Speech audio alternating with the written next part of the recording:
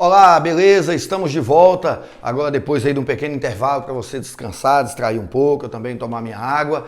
Nós voltamos e nós estávamos falando de memoriais finais. Eu encerrei falando das teses subsidiárias. Lógico, expliquei que essas teses subsidiárias são aplicáveis ao rito ordinário, porque no rito do júri essas aqui, salvo a desclassificação, não se aplica.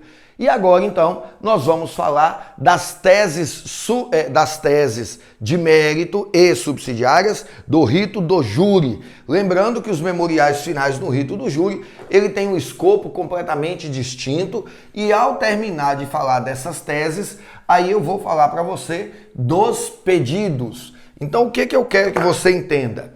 Primeira coisa, no rito do júri, eu não tenho absolvição sumária nessa fase. No rito do júri, eu não tenho sentença nessa fase, a não ser a sentença absolutória. Lá no rito do júri, eu terei decisão de pronúncia, baseada no artigo 413 do CPP. Lá eu terei a impronúncia,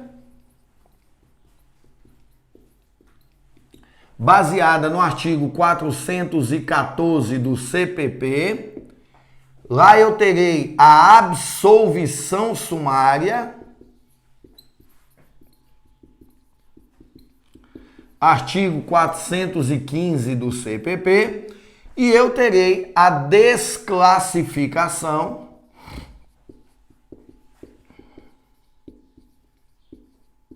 baseada no artigo 419 do CPP.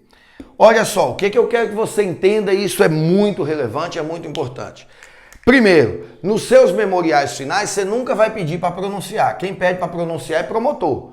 Você nunca vai pedir para pronunciar, tá? Se você concorda com a pronúncia, se você entende que o caso é de pronunciar mesmo, ainda assim você não pede. Você vai trazer teses subsidiárias, como por exemplo a decota das qualificadoras. Nós vamos falar daqui a pouco. Os seus pedidos serão impronúncia, absolvição sumária ou desclassificação. Você vai pedir para impronunciar quando, nos termos desse artigo aqui, o juiz não se convencer da existência do crime ou dos indícios suficientes de autoria. Você vai pedir para absolver quando estiverem presentes os requisitos do artigo 415. Os artigos 415 traz um rol taxativo de possibilidade de absolvição sumária, mas olha só o que eu vou escrever e eu quero que você preste atenção nisso. Para absolver alguém com base no 415, há que se ter juízo de certeza. Não pode absolver com base em dúvida. Com base na dúvida, pronuncia, porque em dúbio pro societá, aqui não é em dúbio pro réu. Você pede para absolver com base em dúvida quando você está lá no rito ordinário. Aqui no rito do júri, você vai pedir para absolver se você tiver juízo de certeza, que ele agiu amparado por um excludente de ilicitude, amparado por um excludente de culpabilidade, tem prova concreta que ele não é o autor do fato ou que o fato não é crime, não aconteceu. Desclassificar é quando você entende que o crime não é doloso contra a vida. Aí você pede para desclassificar, por exemplo, para lesão corporal, ao invés de tentativa de homicídio, né? Você pede para desclassificar para disparo de arma de fogo em via pública, isso quando é uma tentativa, a gente chama de tentativa branca, o réu deu um tiro e não acertou na vítima. Mas o Ministério Público entende que a intenção dele era acertar, né? Então, nesse caso, você pode pedir para desclassificar para disparo de arma de fogo em via pública. Então, você pede para desclassificar se tiver em presença o artigo 419. Mas o maior cuidado aqui você vai pedir para absolver, tem que ser juízo de certeza. O indúbio pro réu só cabe nos memoriais. Bacana? Fique atento a isso aí. E nesse momento eu preciso chamar a atenção de vocês para dois detalhes. O primeiro desses detalhes é um instituto chamado Emendatio Libelli, artigo 383 do CPP. O que é Emendatio Libelli? Emendácio libera é aquela situação, e isso é muito importante para os memoriais finais, tá? Nós vamos falar também da mutácio libere, mas a emendácio é muito importante, mais do que a mutácio nesse tipo de peça. O que nós temos que entender? Primeira coisa, a emendácio libere é quando o promotor narrou o fato, mas não pediu o juiz para condenar. Ele narrou o fato, não pediu o juiz para condenar, mas o juiz pode condenar. Ainda que tenha uma pena mais grave, o juiz pode mudar a classificação jurídica do crime sem o promotor pedir. Fica parecendo que o juiz está agindo de ofício, usurpando a função do promotor, mas não é. Sabe por quê? Porque o promotor narrou os fatos. O importante da emendácio é você observar que os fatos foram narrados. E isso pode acontecer tanto no rito ordinário como no rito de júri. Como assim? Imagine que o promotor narrou os fatos de um homicídio, mas ele não pediu para condenar pela qualificadora da crueldade. A qualificadora do meio cruel, ele não pediu para condenar. Porém, ele narrou que a pessoa matou a outra com 15 golpes de faca. A depender da forma como esses golpes foram dados, submeteu a vítima a um intenso sofrimento. E isso configura crueldade. Nesse caso, o juiz pode pronunciar o réu, incluindo a qualificadora da crueldade, mesmo que o promotor não tenha pedido, porque o promotor narrou. Se os fatos estão narrados, o juiz pode. Por que eu falo isso com você? Porque se a questão tiver um nível de maldade fora do normal, a questão vai dizer que o promotor narrou os fatos e pediu a condenação, mas deixou um fato fora. Você vai ter que enfrentar isso em emendácio libere. Vou citar um exemplo. A questão fala que o promotor narrou o crime do jeito que aconteceu, que eu acabei de falar com você, com as facadas. E pediu a condenação nas alegações finais por isso, isso, isso, e não pediu a crueldade. Você vai inserir um tópico da emendácio libere, dentro do mérito da emendácio libere. Muito embora não tenha sido pedido pelo Ministério Público, aqui nós estamos num caso de emendácio libere, considerando que foi narrada uma situação de crueldade. Mas, ao ver da defesa, essa situação não restou comprovada e, portanto, o juiz não poderá, ainda que quisesse, através da emendácio libere, pronunciar o réu com essa qualificadora, ele não poderá porque não tem provas e tal. Aí você vai fundamentar. Bacana? Fique atento a isso aí. Outra coisa é a mutácio libere. A mutácio libere eu acho um pouco mais complicado cobrar de vocês na peça, tá? Eu acho até que não deve ocorrer. Mas é que é possível cobrar nas questões. Tem acontecido com muita frequência. Emendácio libere e mutácio libere cair nas questões. Emendácio, os fatos estão narrados, o juiz vai aplicar, mesmo que o promotor não tenha pedido. Mutácio, surgiram fatos novos. Como assim?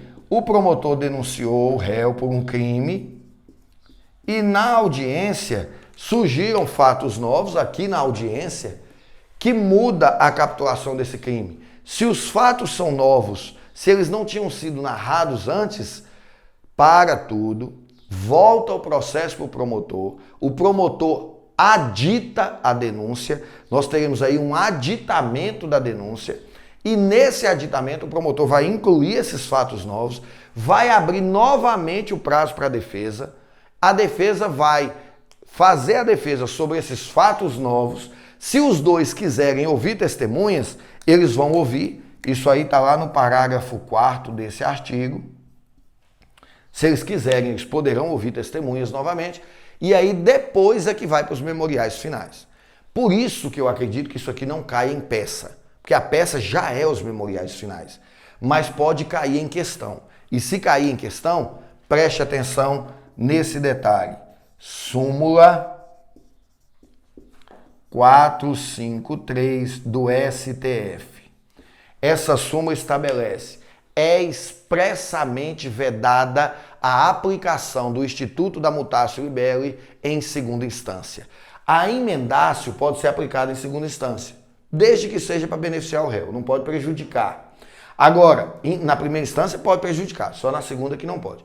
A multácio não pode ser aplicada em segunda instância de forma nenhuma. Vedação expressa da súmula 453. Bacana? Então fique atento a esses dois institutos, eles têm sido muito comum de cair em questões abertas. Teve dúvida, ficou alguma coisa que você não conseguiu esclarecer, você sabe que você vai ter o meu contato, se você se inscreveu nesse curso, você vai ter o meu contato, pode mandar para mim ou um vídeo, ou um áudio, ou uma foto da sua questão pelo WhatsApp e eu responderei para você.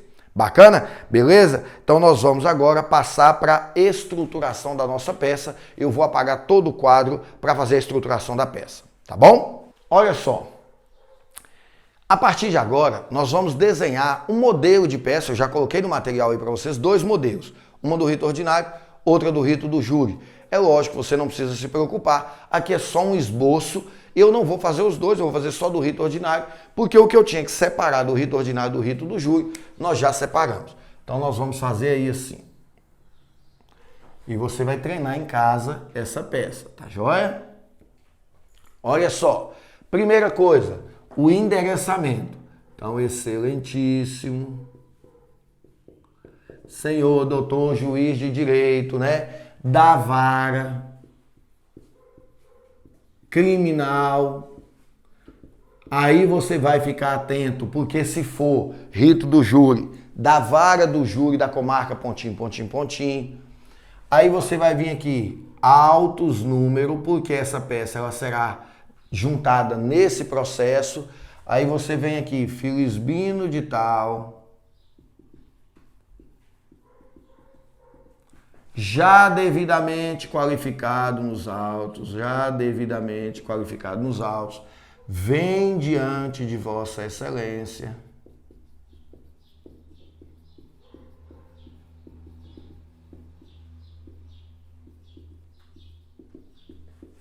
apresentar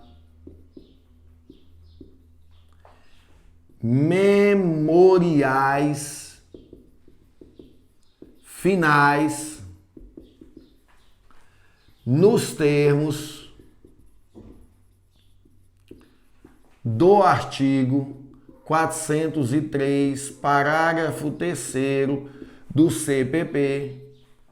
Bacana?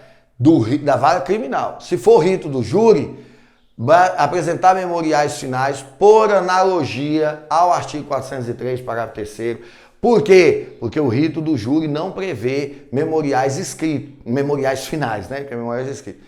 Memoriais finais. Lá prevê debates orais em audiência, mas nós já te falamos isso, inclusive combinado com o artigo 394, parágrafo 2º, que fala que aplica-se ao procedimento do júri todas as regras do procedimento comum.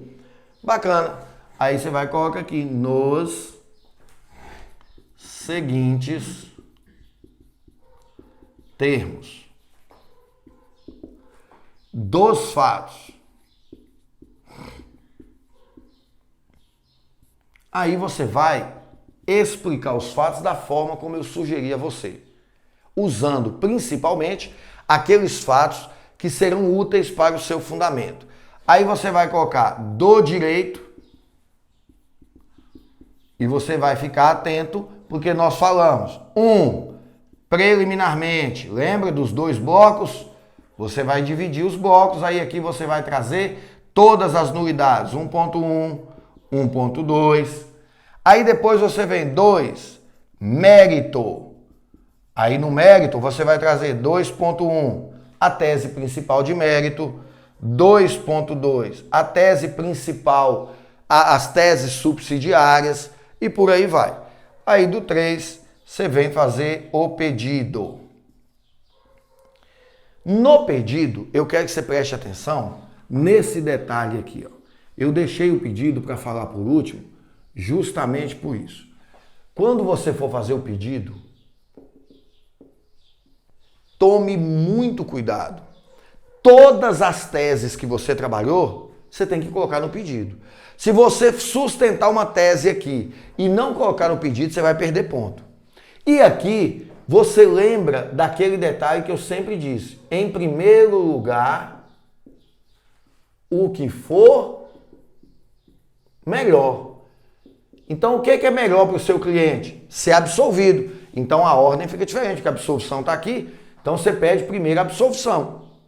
Aí depois é que você vai pedir as teses subsidiárias, inclusive anulação do processo. Observem que aí você vai primeiro pedir para absolver, se não for o caso de absolver, doutor, que Vossa Excelência anule o processo, por causa disso e disso e disso. Aí depois, as teses subsidiárias, desclassificação, decota de qualificadora, dosimetria de pena, sursi, todas essas possibilidades. Substituição da pena, bacana. Agora, cuidado. Se você for pedir no rito do júri, os memoriais finais, a alegação final tem que ser com juízo de certeza. E outro detalhe, se o seu cliente está preso, você vai falar que ao pedir a absolvição dele, você vai pedir para expedir o alvará de soltura. Preste atenção.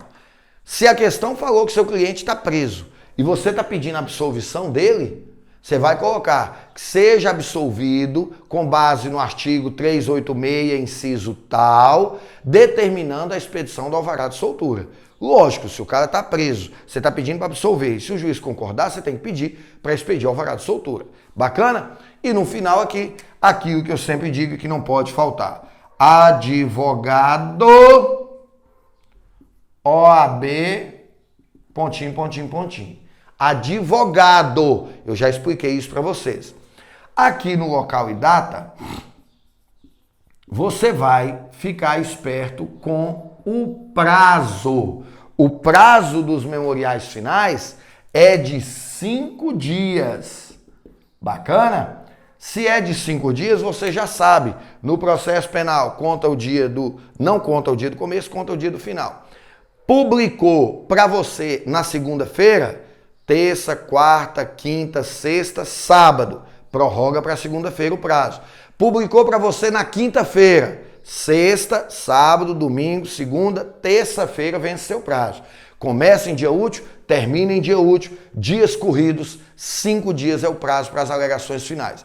Normalmente as bancas pedem para que os memoriais finais sejam apresentados no último dia do prazo.